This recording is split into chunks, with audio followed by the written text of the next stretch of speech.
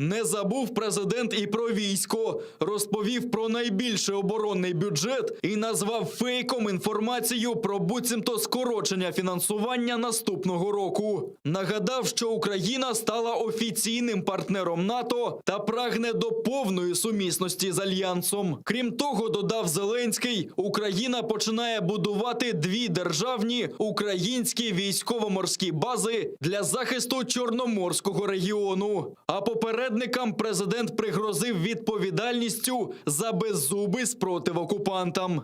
Ми будуємо українське військо, яке зможе захистити Україну на суші, у воді, в повітрі та кіберпросторі.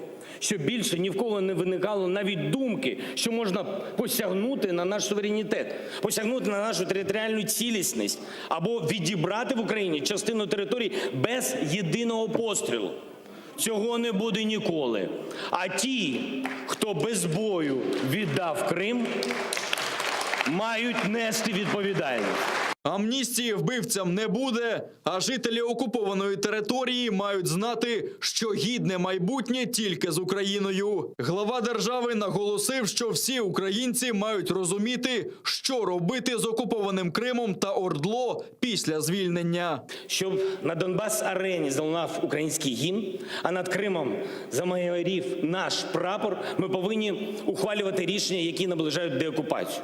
Всі українці мають однаково розуміти, що буде після звільнення та повернення наших тимчасово окупованих територій. Досягнувши миру, ми розпочнемо безпечну реінтеграцію, користуючись успішним міжнародним досвідом. Він запевнив, що Україна не забуває про своїх громадян на тимчасово окупованих територіях Донбасу та Криму. І прагне, аби про Україну вони знали від України, а не з російських медіа.